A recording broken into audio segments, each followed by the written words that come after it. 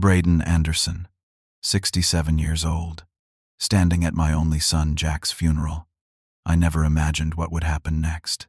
While placing flowers on his casket, my daughter-in-law Amanda approached me, her eyes cold as winter. "Stop crying," she whispered harshly. "Pack your bags and get out of my house within 30 days. 24 hours later, her doorbell rang. 2 police officers stood there, badges gleaming. But I'm getting ahead of myself.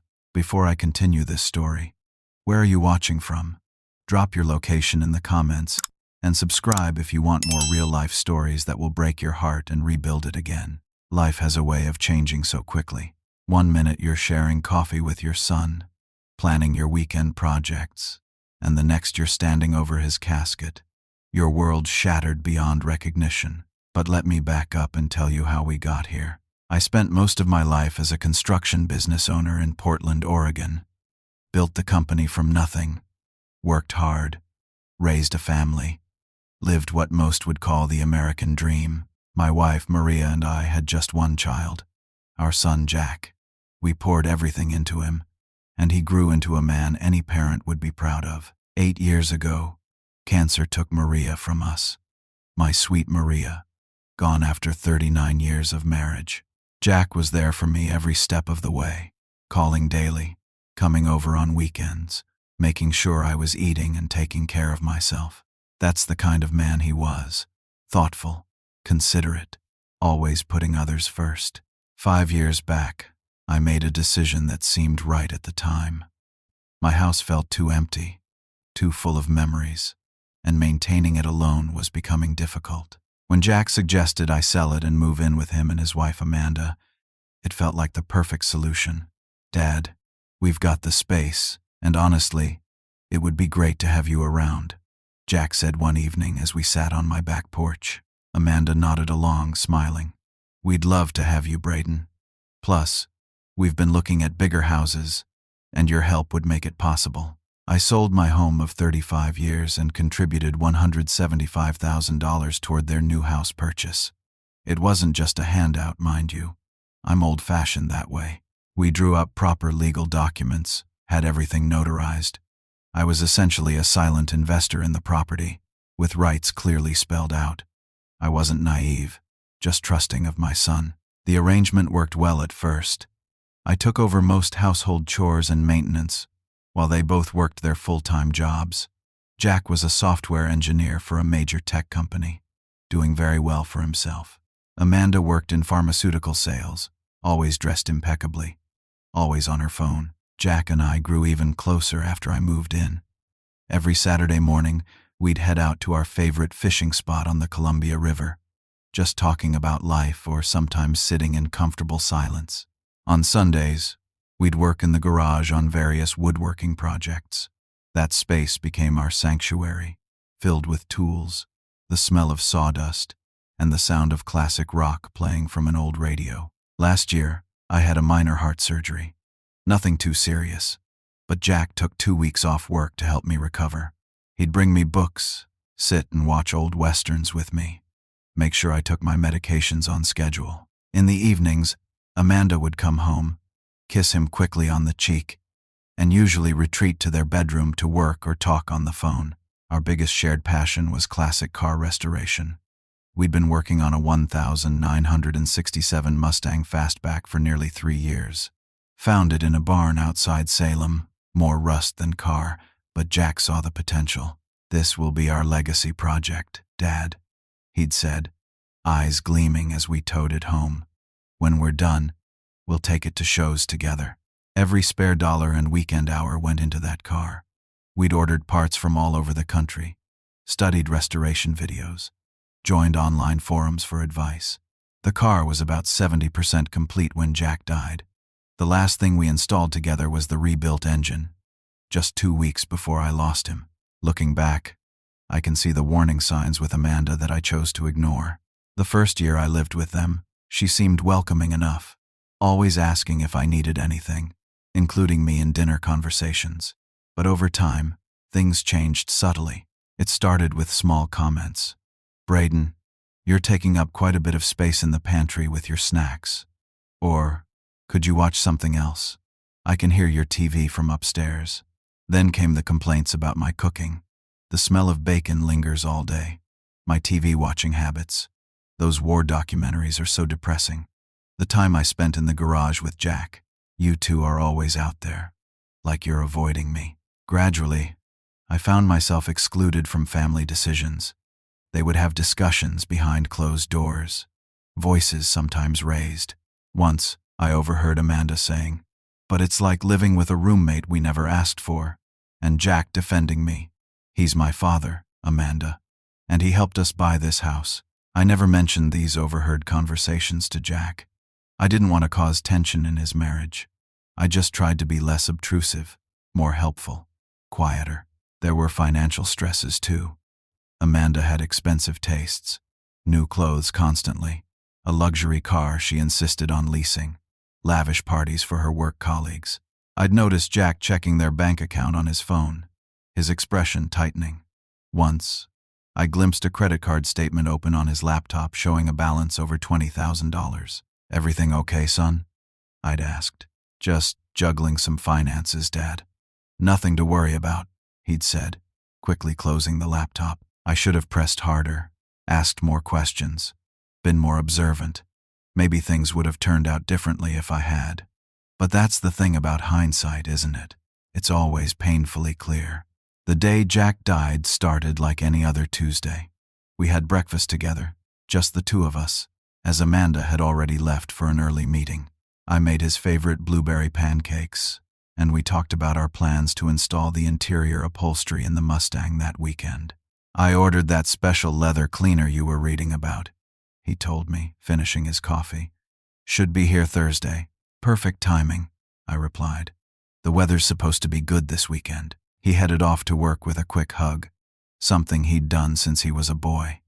"Love you, Dad. See you tonight." Those were the last words my son ever said to me. Around 4:30 that afternoon, I heard his car pull into the driveway earlier than usual.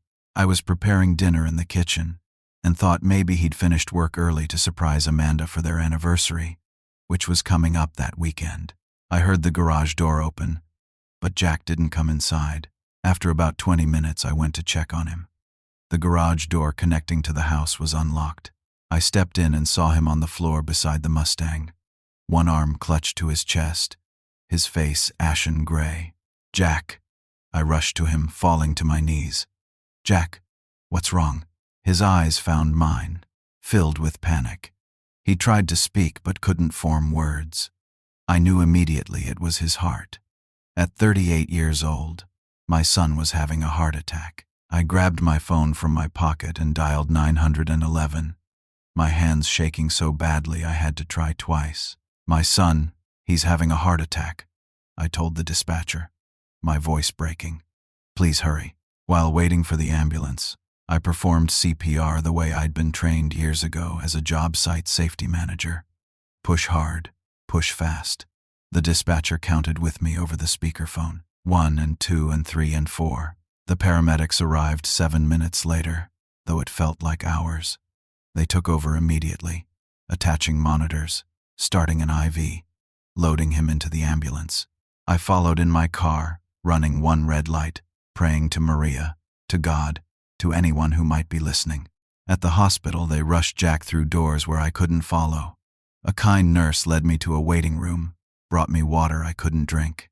I called Amanda, who said she was in the middle of a presentation but would come as soon as she could. An hour later, a doctor with tired eyes came to find me. Before he even spoke, I knew. There's a look medical professionals get when they're about to deliver the worst news possible. "Mr. Anderson, I'm very sorry." The rest of his words blurred together. Massive cardiac arrest, genetic condition, nothing anyone could have done, even if it had happened in the hospital. "So sorry for your loss." My son was gone, my only child, the last piece of Maria I had in this world. Amanda arrived about 40 minutes after I received the news. Her makeup was perfect, not a hair out of place. She didn't cry, not really, just stood very still as the doctor repeated what he'd told me. "What about his things?" she asked, and it struck me as an odd first question. "His wallet and phone?" The doctor directed her to the nurse handling Jack's personal effects. I sat there, unable to move, wondering how she could think about such things when our world had just collapsed. The days between Jack's death and funeral passed in a fog of grief so thick I could barely function. Amanda took control of all the arrangements, barely consulting me. She selected an expensive casket, chose the funeral home across town rather than the one near our neighborhood, and decided on a closed casket service despite there being no need for it. "I've taken care of everything," she would say, whenever I tried to make suggestions. Jack and I had discussed what he wanted. This was news to me. Jack and I had talked about everything, including death. After Maria passed, we'd had frank conversations about our wishes. He'd always said he wanted something simple, outdoors if possible, with his favorite Eagles songs playing. But Amanda had planned an elaborate church service with formal hymns and readings from her family members, most of whom Jack barely knew. I found myself increasingly isolated in the house we all shared. Amanda's parents arrived 3 days after Jack's death and took the guest bedroom, forcing me to sleep on the couch.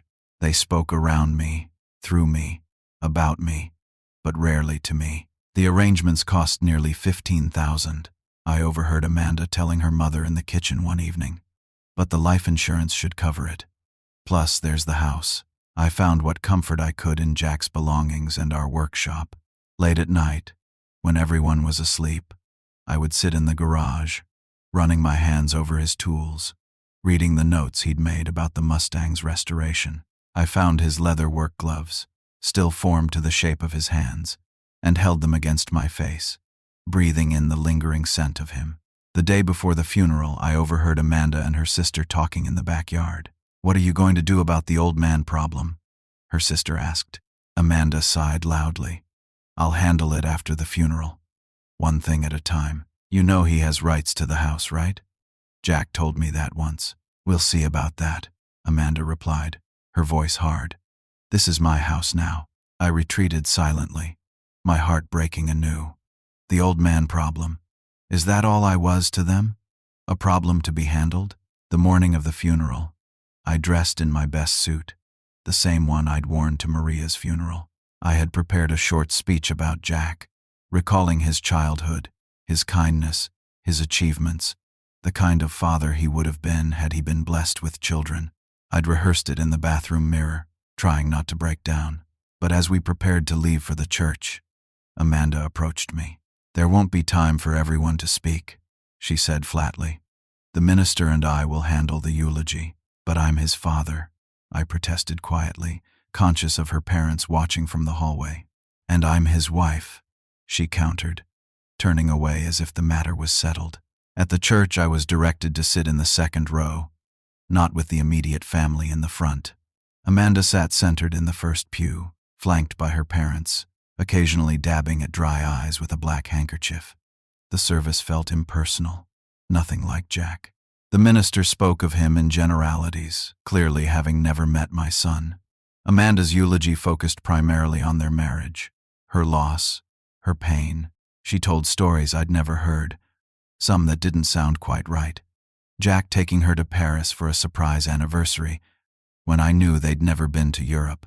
Jack promising to build her a vacation home in Aspen, when he'd always talked about wanting a simple cabin on the Oregon coast. When it came time for the final viewing, I approached the casket last. Everyone else had filed past, offering Amanda condolences as they exited. I stood there alone, looking at my son's peaceful face, whispering a private goodbye. That's when Amanda appeared beside me, her face a mask of composure. "Stop crying," she whispered, her voice ice cold. "Pack your bags and get out of my house within 30 days. I stared at her, unable to comprehend such cruelty at that moment. "This isn't the time or place, Amanda," I managed to say. 30 days, she repeated, "or I'll have you removed." She turned and walked away, immediately falling into the arms of a waiting friend, suddenly sobbing loudly enough for everyone to notice her grief. I stood there, destroyed not just by my son's death but by this final betrayal. A few people nearby had overheard parts of our exchange, their expressions showing confusion and discomfort. I walked to a corner of the reception area and sat alone, unable to eat, unable to speak. wondering what I had done to deserve such treatment from the woman my son had loved. The funeral reception dragged on for what felt like eternity. I sat in my corner, nodding politely when people approached with condolences, but unable to engage in real conversation. My mind kept replaying Amanda's cold words, trying to make sense of such cruelty at the moment of my deepest grief. Thomas Ramirez, Jack's best friend since college, eventually made his way to my side. Thomas was a corporate attorney who had helped Jack with legal matters over the years. More importantly, he was like a second son to me, joining us for holidays when his own family, who lived in Texas, couldn't fly out. "Braden," he said softly, sitting beside me. "Something's not right. What happened at the casket with Amanda?" I hesitated, embarrassed and hurt. "She wants me out of the house. 30 days. Thomas's expression darkened. "Today? She said this today?" I nodded, unable to meet his eyes. The humiliation was almost as painful as the grief. "That's not just cold. That's potentially illegal," he murmured. "You invested in that house. Jack told me about the arrangement." "I don't want to fight," I said. "I've just lost my son. I can't lose what remains of his family, too." Thomas put his hand on my shoulder. "Jack would want you to be protected. Let me help you. Not tonight, but soon. Promise me you'll call before you do anything." I agreed, mostly to end the conversation. At that moment, all I wanted was to be alone with my memories of Jack. Returning to the house after the funeral was one of the hardest things I've ever done. Amanda rode with her parents, leaving me to drive home alone. When I arrived, the house was filled with Amanda's friends and family, people eating, drinking, some even laughing. I slipped upstairs to my small bedroom, closing the door on the noise. Later that night, after the guests had gone and Amanda's parents had retreated to the guest room, I went downstairs for a glass of water. Amanda was in the kitchen, still in her black dress, scrolling through her phone. "I meant what I said," she stated without looking up. 30 days. I need to move forward with my life. "Amanda, I helped buy this house," I said quietly. "Jack and I had an agreement." She finally looked up, her eyes narrowing. "Do you have proof of that? Because all I see is the deed with my name and Jack's. And now that Jack is gone," she shrugged, letting the implication hang in the air. Before I could respond, she pushed past me and went upstairs. I heard her bedroom door close and lock with a decisive click. I found myself drawn to Jack's workshop in the garage, sitting on his workbench stool, surrounded by the projects we'd never finish. I felt utterly lost. What would Jack want me to do? Fight his widow? Leave peacefully? Where would I even go? As I sat there, my eyes fell on the small filing cabinet in the corner where Jack kept important documents related to our projects.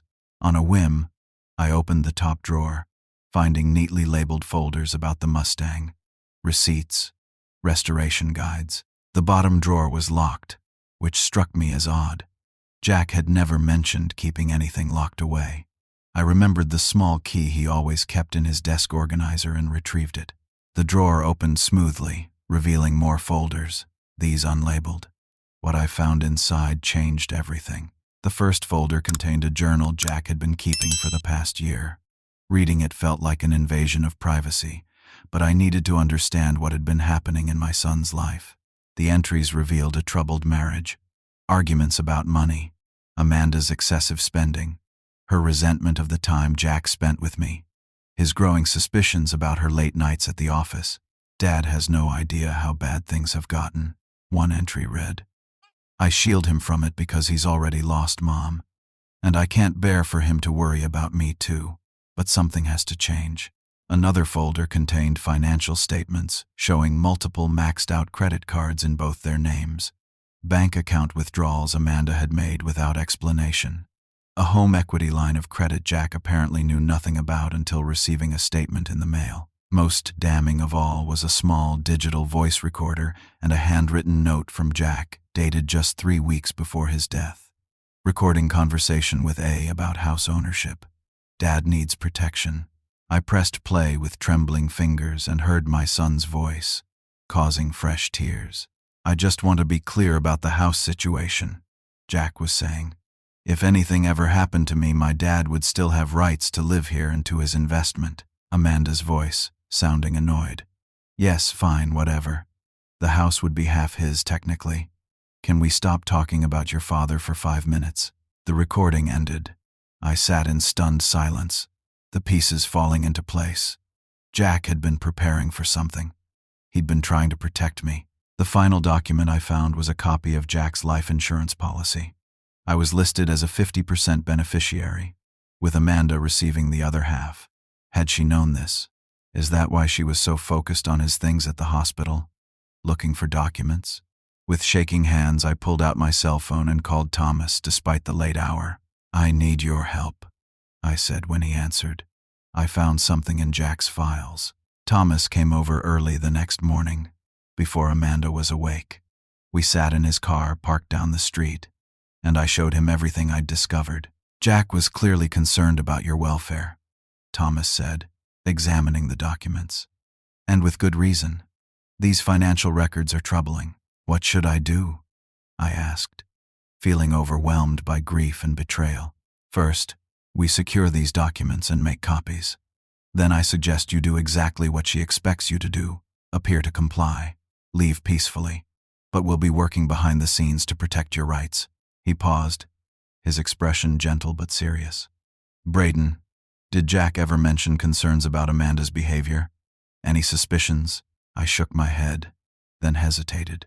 He was working late a lot the past few months, said it was a big project, but he seemed stressed, not excited. And Amanda was out many evenings too. Thomas nodded thoughtfully. I think there's more going on here than just wanting you out of the house. Let me do some digging. We developed a plan. I would leave as Amanda demanded, taking only my personal belongings and the important documents I'd found. Thomas would begin legal proceedings to protect my investment in the house and ensure the life insurance was properly distributed. Most importantly, I would maintain my dignity throughout. Jack would want you to take the high road, Thomas reminded me, but he'd also want you to stand up for yourself. I spent that day carefully selecting what to take with me. Clothes, photographs, a few keepsakes from Maria, and the items from Jack's files. I also took the key to the storage unit across town where we kept the Mustang while working on it. Amanda likely didn't even know it existed. The following morning, Amanda was sitting at the kitchen island, scrolling through her phone, when I came downstairs with my 2 suitcases and a small box of photographs. You're leaving already? She asked, seeming surprised. You were clear about what you wanted, I replied calmly. I see no reason to prolong the inevitable. She watched me with suspicion, probably expecting an argument or plea. Where will you go? I've made arrangements, I said simply, though in truth, I was headed to a modest hotel Thomas had helped me book. Amanda stood and leaned against the counter, arms crossed. I'll need your key. I placed my house key on the counter. Most of my things are still here. I'll arrange to collect them later, if that's acceptable. Whatever, she shrugged. Just give me notice. As I picked up my luggage, I looked around the home I'd helped create, knowing it might be the last time I saw it. The kitchen, where I'd taught Jack to make Maria's special paella, the living room where we'd watched countless football games, the backyard where we'd built a fire pit together last summer. Is there anything else? Amanda asked impatiently. I looked at her directly, searching for any sign of the woman my son had fallen in love with years ago. Just one thing. Jack loved you, Amanda.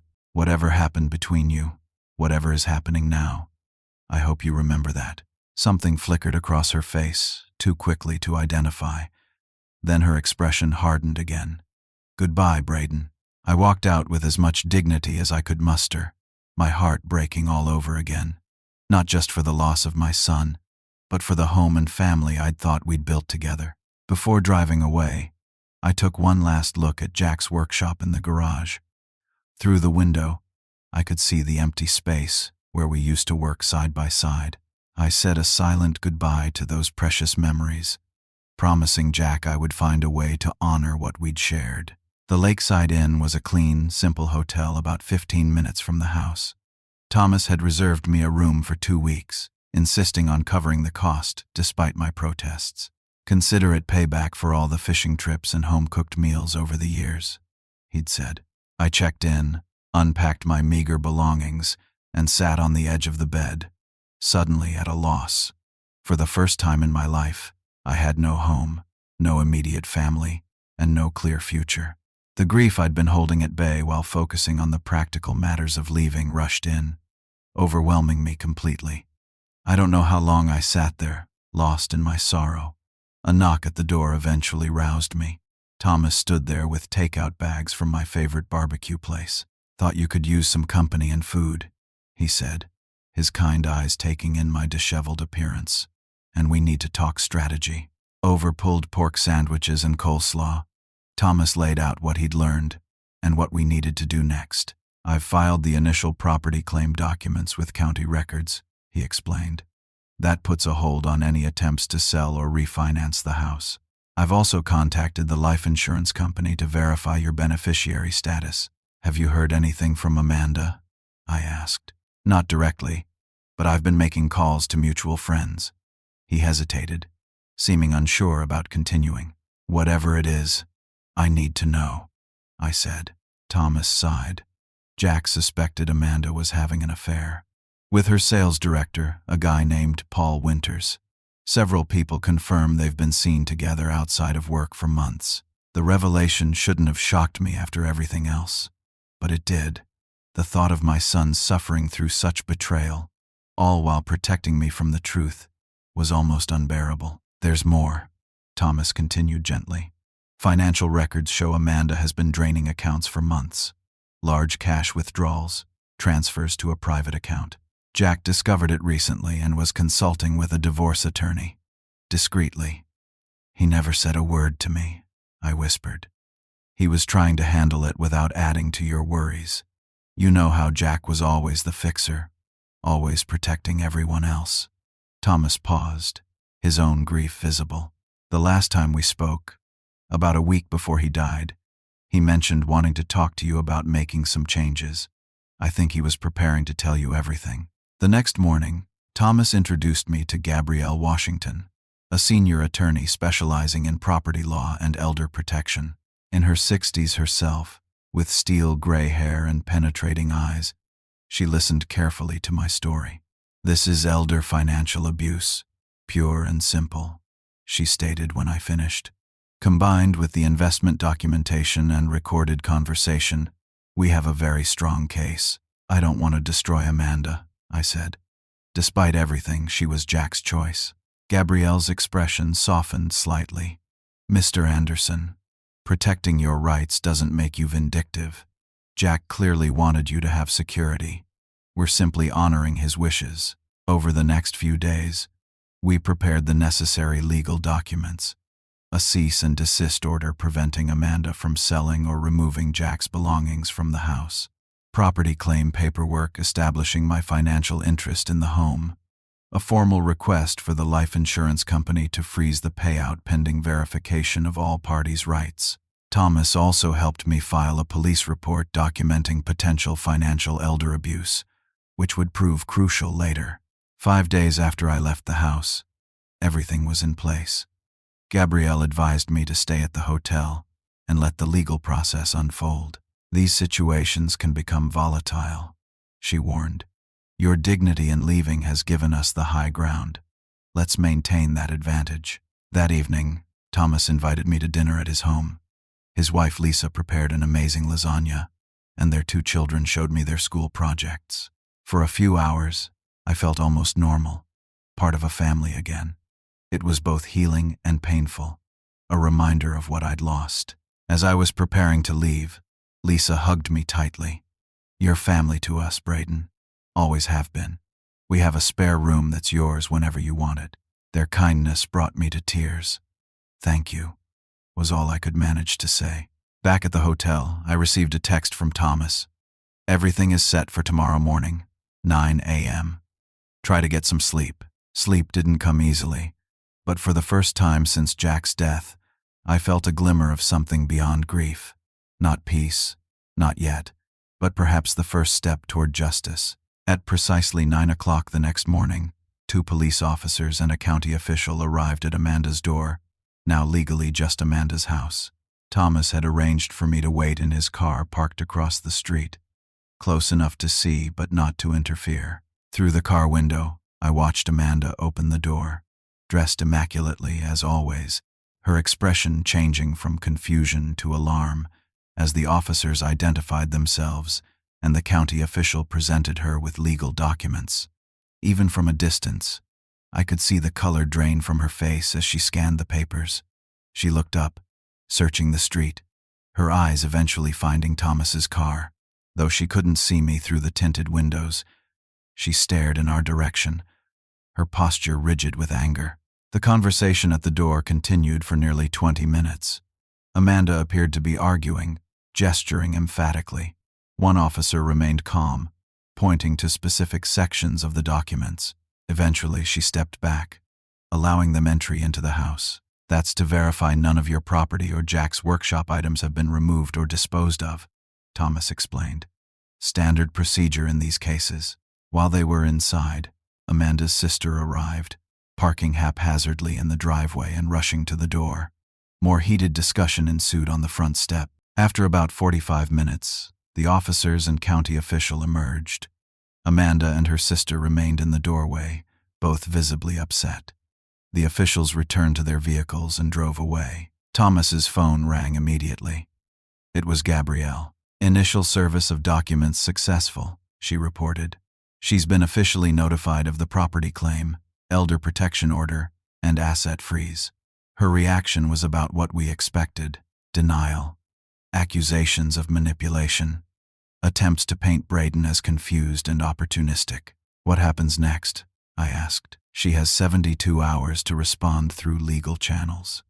Most likely, she'll hire an attorney who will contact me. In the meantime, she's prohibited from selling the house, removing major assets, or accessing Jack's portion of the joint accounts." Thomas dropped me back at the hotel, promising to keep me updated.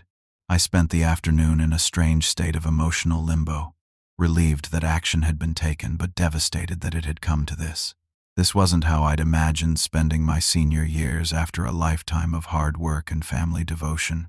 Around 6 that evening, my phone rang, showing a number I didn't recognize. I answered cautiously. "Is this the backstabbing old man?" Amanda's sister's shrill voice demanded. Before I could respond, I heard shuffling, and then Thomas's calm voice. "This is Thomas Ramirez, attorney. I've taken Mr. Anderson's phone as he's not obligated to subject himself to harassment." There was a pause, then Thomas continued. "While I have you on the line, you should advise your sister that we have evidence regarding her relationship with Paul Winters during her marriage to Jack, and the financial irregularities, all of which will become public record if this goes to court." Another pause. "Yes, that Paul Winters. And yes, we have documentation. Now, if you'll excuse us, we have a meeting with the insurance adjuster." He hung up and handed me back my phone. "Sorry about that. I expected they might try direct intimidation when they realized the legal notices were serious." "What did she say?" I asked. "Nothing worth repeating," Thomas replied grimly. "But I think our mention of Paul Winters hit home. She seemed shocked we knew that name." The following day, word began spreading among Jack's friends and colleagues. Many reached out to me directly, offering condolences, support, and information. 2 of Jack's co-workers confirmed they'd seen Amanda with Paul at restaurants and hotels over the past year. Jack's gym buddy mentioned overhearing an argument where Jack had confronted Amanda about unexplained charges on their credit card. Most surprising was the call from Jack's supervisor at work, Michael Chen. "Mr. Anderson, I'm so sorry for your loss. Jack was our best team lead and a good friend." After expressing his condolences, he continued, "There's something you should know. Jack had recently made changes to his company benefits. He added you as his backup beneficiary for his retirement account and stock options. We need you to come in and sign some paperwork." I hadn't even considered Jack's work benefits. The knowledge that he had been quietly ensuring my security touched me deeply. The next blow came when Amanda's family began hearing the truth.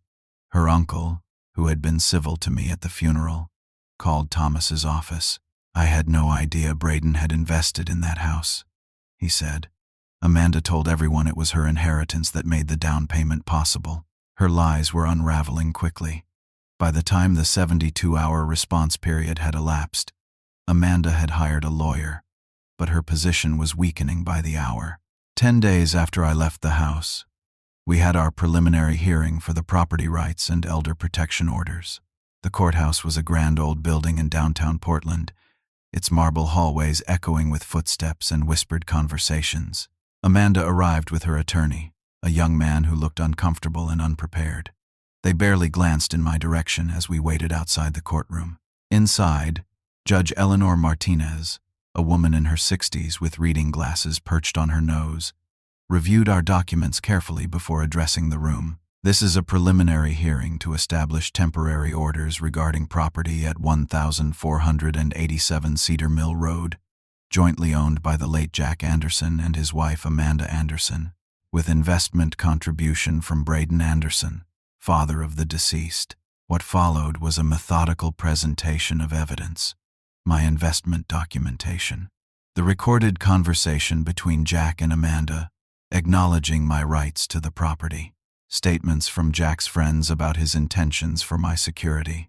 Amanda's attorney attempted to characterize me as a manipulative father who had pressured Jack financially, but his arguments fell flat against the evidence. When he claimed I had been a burden on the household, Thomas presented statements from neighbors about my constant work, maintaining the home and supporting the couple. Judge Martinez interrupted him during a particularly weak argument. "Counselor, are you suggesting that a grieving father who contributed nearly $200,000 to a home purchase has no right to protection from immediate eviction following his son's death?" The young attorney stuttered. "Your Honor, my client is also grieving and needs to move forward with her life. Moving forward does not require financial exploitation," the judge replied sharply. When Amanda herself was called to speak, she attempted to paint herself as the primary victim. "Jack and I had plans for our future. Braden was only supposed to stay temporarily. The house is my home, my security." "Did you make mortgage payments on the home?" Judge Martinez asked. "Well, Jack handled the finances, but according to bank records, Mr. Braden Anderson contributed not only to the down payment, but also to household expenses consistently over 5 years. Is that correct?" Amanda's confidence visibly wavered. "He lived there, so of course he helped out." The judge's expression hardened. "Mrs. Anderson, evicting a partial owner of a property without due process or compensation, particularly an elderly individual who has just lost his son, shows concerning judgment." By the end of the 2-hour hearing, Judge Martinez had issued a temporary restraining order preventing Amanda from selling the house or removing any property. She ordered that all of Jack's personal items be cataloged by a neutral third party. Most importantly, she formally acknowledged my financial stake in the property. Until final resolution, Mrs. Anderson is prohibited from restricting Mr. Anderson's access to the home he helped purchase. If cohabitation is untenable, appropriate financial compensation must be arranged. As we left the courtroom, I felt no triumph, only a profound sadness that it had come to this. Jack would have been heartbroken to see his wife and father in court, fighting over what remained of his life. "It went as well as could be expected," Thomas said quietly as we walked to his car. The judge clearly saw through Amanda's claims. "What happens now?" I asked. "Now, we negotiate." From a position of strength, the legal victory changed the dynamics dramatically. Where Amanda had been dismissive and cruel, she now found herself in a precarious position. Her attorney reached out to Gabrielle the very next day, suggesting settlement discussions. "They're realizing how weak their case is," Gabrielle explained during our meeting at her office. The judge's reaction was clear. If this goes to a full hearing, Amanda will not only lose financially, but her reputation will suffer significantly. I sat quietly, contemplating what I really wanted from all this. Not revenge, not to take everything from Amanda, despite her cruelty. Just what was fair, what Jack would have wanted, and the chance to preserve his memory properly. "I don't want a drawn-out legal battle," I finally said. "I'm almost 70 years old. I want peace, security, and to honor my son's memory. Gabrielle nodded understandingly. We can aim for a quick settlement that achieves those goals. The house will likely need to be sold, with proceeds divided based on investment percentages. We'll ensure you receive Jack's personal items, particularly from his workshop, and the life insurance needs to be distributed according to the policy. The following week, mediation sessions began at a neutral law office downtown. Amanda arrived with a different attorney, older and more experienced than her previous counsel. Her demeanor had changed too, more subdued, less openly hostile, though she still avoided looking directly at me. The mediator, a retired judge named William Keller, established ground rules immediately. This is not about punishment or revenge. It's about equitable resolution that honors the deceased's wishes and protects all parties' legitimate interests. Over 8 grueling hours, we worked through each aspect of the settlement. The house would indeed be sold, with my initial investment returned with interest, plus 40% of the remaining equity. All of Jack's personal belongings would come to me, including the contents of his workshop and his collection of family photographs and memorabilia. The life insurance policy would be distributed as Jack had designated, 50% to each of us.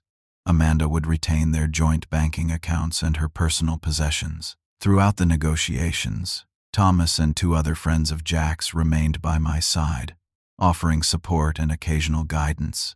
Amanda had only her attorney and a single friend present, her family noticeably absent. During a break, I stepped into the hallway for some air and found myself face to face with Amanda's mother, Catherine, who had apparently been waiting outside. "May I speak with you privately?" she asked, her expression uncharacteristically humble. We found a quiet corner of the reception area. Catherine looked older than she had at the funeral, tired and worn. "I owe you an apology, Braden," she began, her voice low. "I believed what Amanda told us, that you were taking advantage of them, that the house was entirely their achievement." I remained silent, unsure where this was heading. "Amanda has always been." She paused, searching for words. "Manipulative. Since childhood. She crafts narratives that benefit her and believes them herself after a while." Catherine looked down at her clasped hands. "Her father and I enabled it, making excuses, cleaning up messes. When she married Jack, we thought his stability would help her mature. Jack never spoke ill of her to me," I said quietly. "He wouldn't. He was a good man." Her eyes filled with tears. Too good for what she put him through. The affairs, the spending, the lies. We suspected, but didn't want to see it. "Why are you telling me this now?"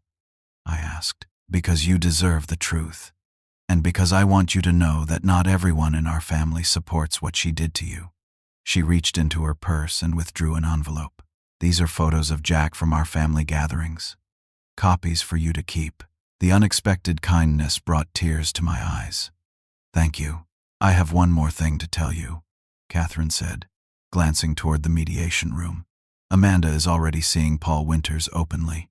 They've been planning a trip to Hawaii next month, using money from—" She didn't finish, but I understood. This final betrayal of Jack's memory should have angered me, but instead, it only confirmed that the path of separation was the right one. Jack deserved to be remembered with dignity, not by someone who had valued him so little. When we returned to mediation, I approached the final details with renewed clarity. One addition I requested was a formal statement from Amanda acknowledging my contribution to the home and Jack's intentions for my security. Not for legal purposes, but for personal vindication among those who had heard her lies.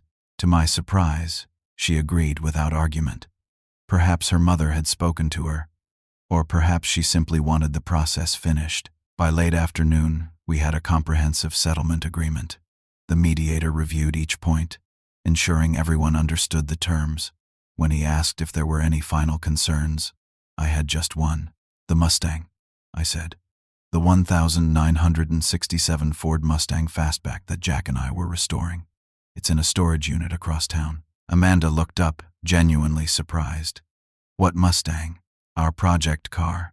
Jack paid for the storage unit. I have the key and documentation."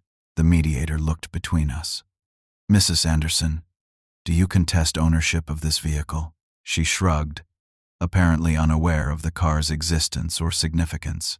"I don't know anything about it. He can have it." And so it was added to the agreement, this final piece of my connection with Jack. The car we'd spent countless hours working on together would be mine to complete in his memory.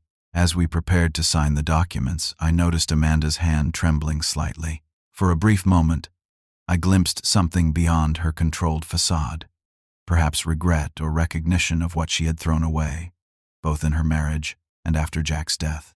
But it passed quickly, replaced by her usual composed mask. We signed without speaking directly to each other. When it was done, the mediator congratulated us on reaching an agreement and officially concluded the session. Outside the building, Thomas placed his hand on my shoulder. "It's over, Braden. You did well." "Not quite over," I replied.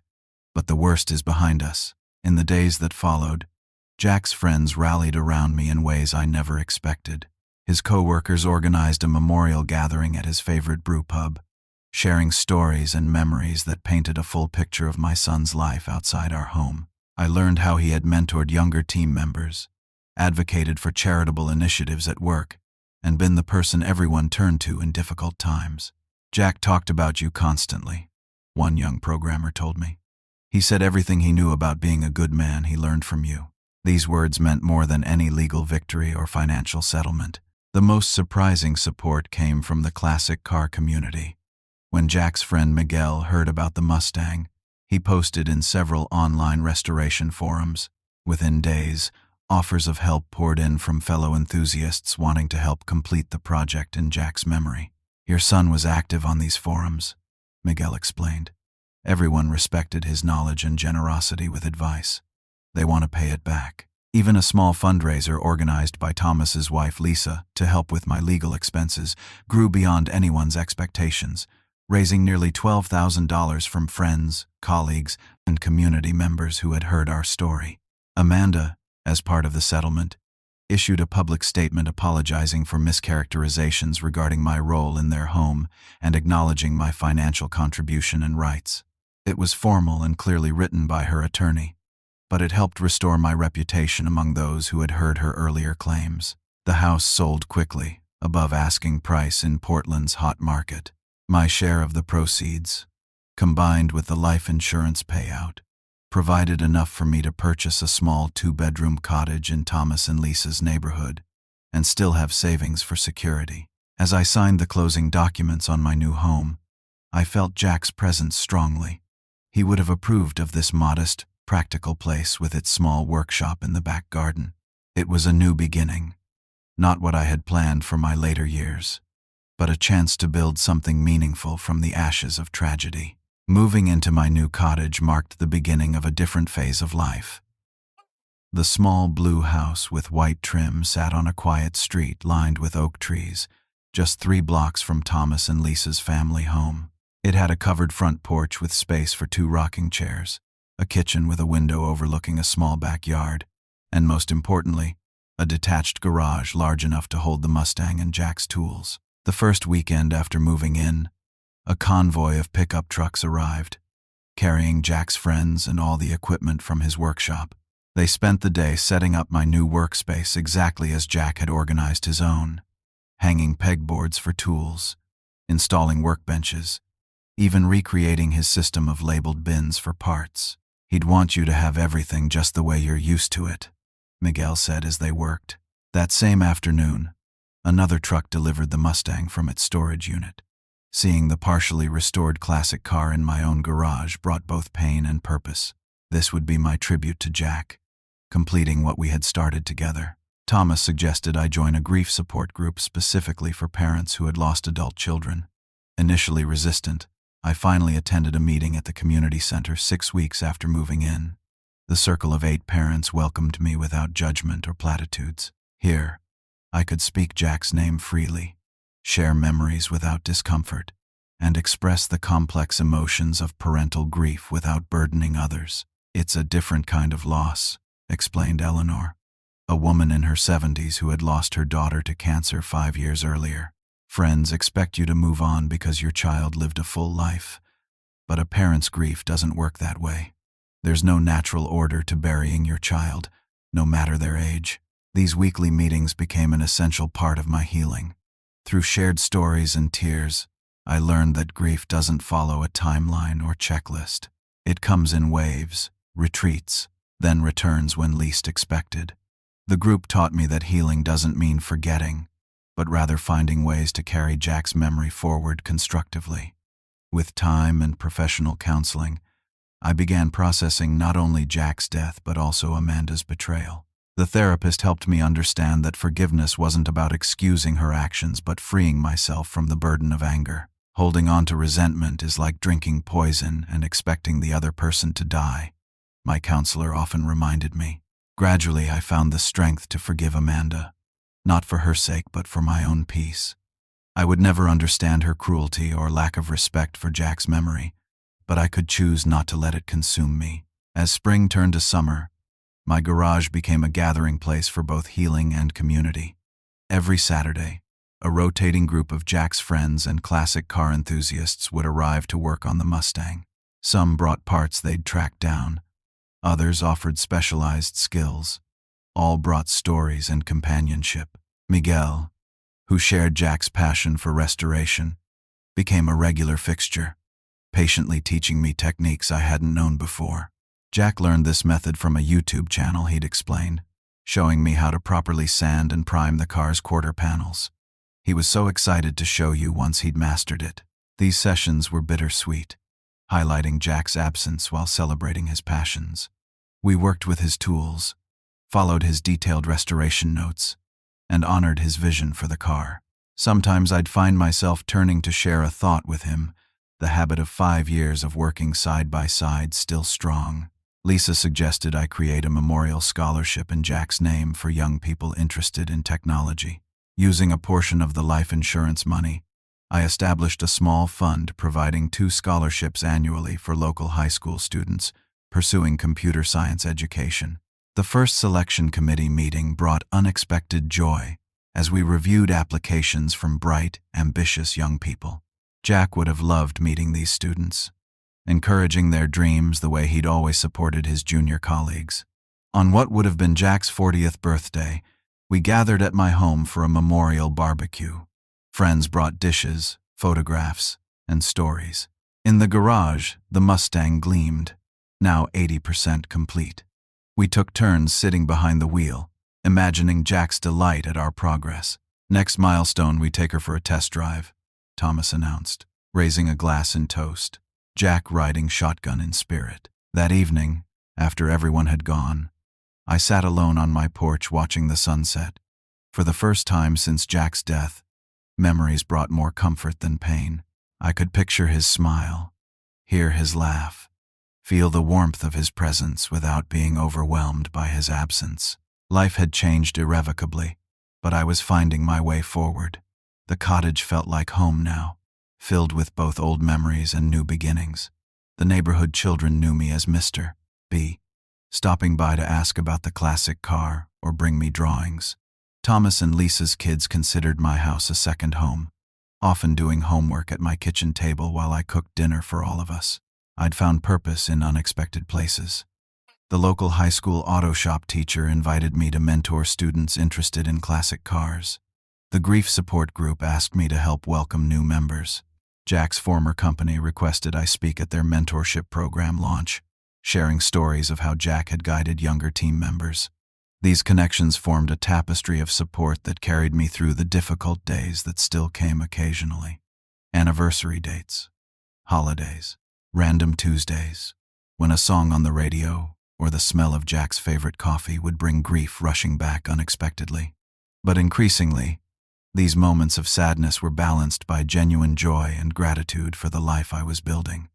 Not the life I'd planned, but one with meaning and connection nonetheless. 18 months after Jack's death, we finally completed the Mustang restoration. On a perfect September morning, with a small gathering of friends watching, I turned the key in the ignition. The engine roared to life, powerful and smooth, the culmination of years of work and love.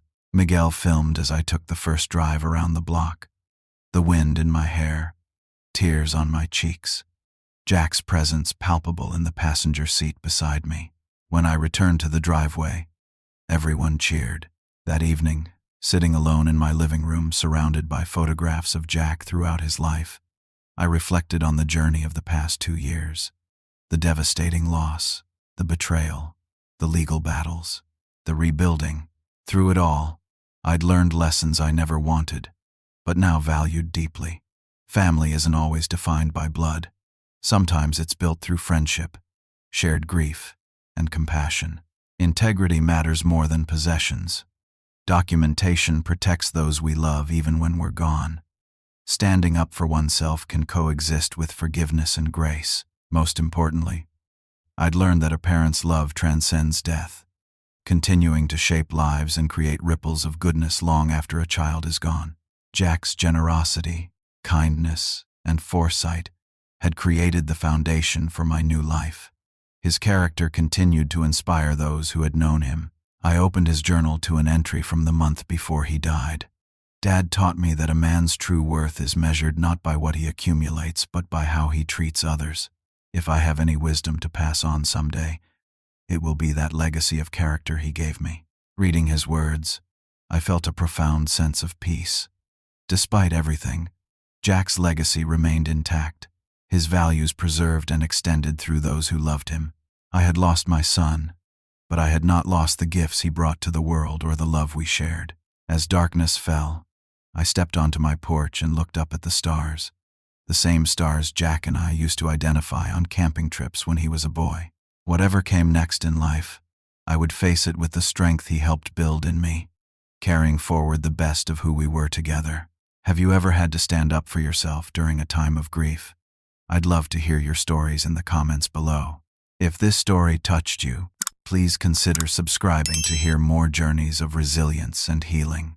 And if you know someone who's going through a difficult time with family, sharing might give them hope that better days do come. Thank you for listening to my story, and remember that even in our darkest moments, we often find strength we never knew we had.